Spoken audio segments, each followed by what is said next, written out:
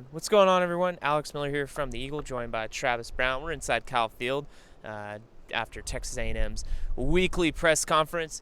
Jimbo Fisher, big news of the day, doubling down that he ain't leaving Texas A&M. He's not going to LSU amid the Tigers coaching search. Here's what Jimbo had to say about staying at A&M. Yeah, I'm staying here, and I've told everybody I plan on being the coach at A&M. All right.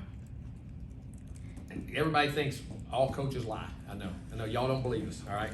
That's why we don't trust y'all. Okay. So we're even. Okay.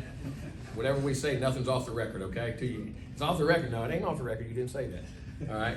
But I'm joking. But we're gonna recruit maybe as good a class. Here's a bet. Because I said the other thing. I plan on being. I love the AD. I love the president. I love the chancellor. I love living here. I love being at my ranch. I love the family loves it here. I love Kyle Field. I love the people. I love all that stuff. And that's obviously not good enough. And I get it. I'm not mad at you. I'm seriously. I read the reports and people come to me. I said, I don't want to hear. I'm not interested. We may recruit number one. We're going to recruit an unbelievable class this year. Okay? So I'm either the dumbest human being on God's earth. Okay? Who's going to recruit all these guys to A&M so I can go across over here and go play against them. Okay? If I did that, you ought to say, that's the dumbest human being. I don't want to be my coach. Okay? Guys, we're going to recruit a heck of a class. We're going to have special things here. We're building special things. They're investing in the program. They're investing in everything we got. We're building a culture. We're not where we are. And that was a disappointing thing about Saturday for me. That we didn't take a step in some of the things I thought we really should have. And it wasn't because I want to. It's got to happen. And I got to do a better job explaining to our players to get them to do it. But I want to be at A&M. I plan on being at A&M. I ain't going nowhere. I don't want to be nowhere else. I love being right here. Is that clean enough? Well, since you asked.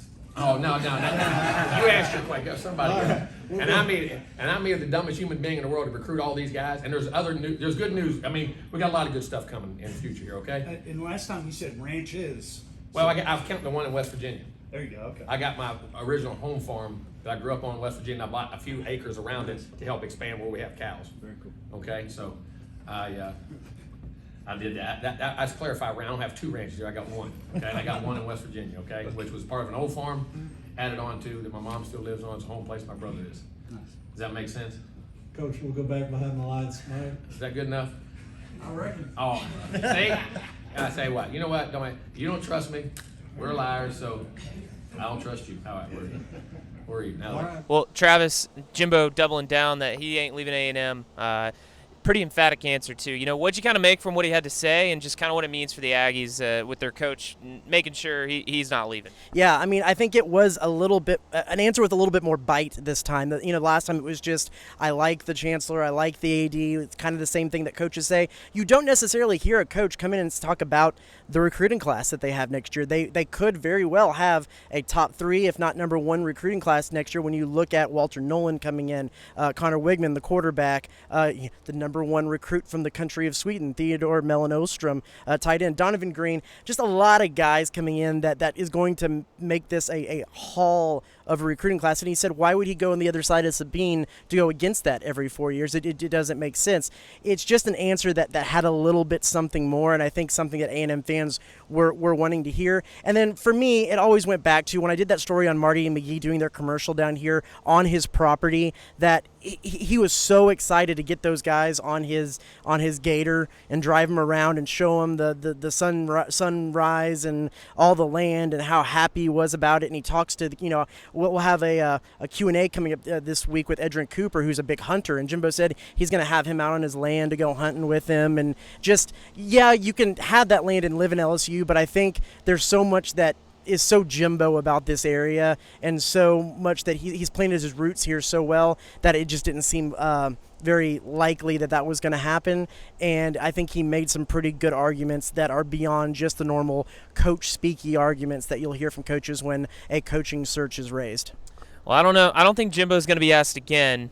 He definitely said, is this answer good enough for you? But, you know, kind of looking back, there was a lot of talk, obviously, about A&M's loss to Ole Miss. And just one of the things that really stuck out was the Damon Demas drop, the interception that Ole Miss had. That was a key turning point there in that fourth quarter. And just kind of played into a little bit of the ongoing trouble that Jimbo seemed to have with officiating, too. Yeah, when you go into a situation like that really turned the game, and especially when it comes to an interception, there's always the blame game. Whose fault was it? The first thing that anyone wants to know about an interception is whose fault was it. And I think Jimbo kind of came to the idea or the understanding that it was both players' fault. It was Demus's fault because it hit him in the hands. He should have caught it, hit him in the hands, but also Zach Calzada should have brought it a little bit lower to where we didn't have to go up and jump for it. And so that was a big game-changing play. Also, the one where Damon Demas dropped it in the end zone, I believe a drive before that could have given the A&M the lead. Another big turnaround play in the game.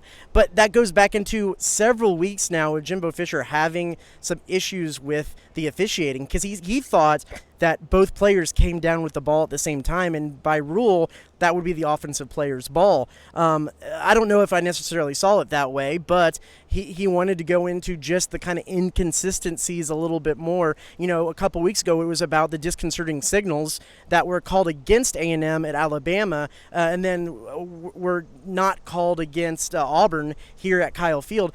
Ole Miss did get called with one of those, but then you want to talk about other inconsistencies about when the chain game would come out to measure the ball, and when A&M went against A&M one way, they did come out and bring it out and measure the fake punt, which was a little bit weird. And then when they tried to flag A&M for illegal substitution, but Ole Miss had substituted, but then they didn't let them go back and set up their defense on that play when they waved off the flag. So a lot of inconsistencies, a little bit interesting to see, about as critical as you can hear a head coach talking about officiating without, getting full on into fine territory. Curious what you thought about some of that officiating banter as well. Yeah, it's definitely been a talking point the last few weeks. I thought it was interesting how Ole Miss did get flagged for the disconcerting signals, especially after Jimbo, really last week was showing visibly with his hands the frustration he had that Auburn didn't get called for it. I was walking down the tunnel when the interception happened with Damon Demas, so I actually didn't see it. I watched a replay of it, but the clip wasn't long enough to tell, for me at least, what exactly happened when the two guys came up with it. But yeah, officiating is it's a judgment call. They're human, and Jimbo said it. He's not necessarily blaming the officials, but he didn't really have a good answer on what's the solution or what's the fix to it. But it's definitely something that week after week it seems he has had frustration about, and at times has hurt A&M potentially in his eyes. And the Aggies obviously came away with wins over Alabama and Auburn, but was not the case against Ole Miss. And interesting, he did say as he was walking off, he hasn't heard back from the SEC on some of those plays he sent in to get explanations for. So. Well, that's going to do it for us today. Be sure to check theeagle.com for all of our coverage leading up to A&M's game this Saturday against Prairie View A&M. And be sure to tune in, hopefully, for the My Aggie Nation podcast this week. We'll be talking more Aggie football. For Travis Brown, I'm Alex Miller. Thanks. We'll see you next time.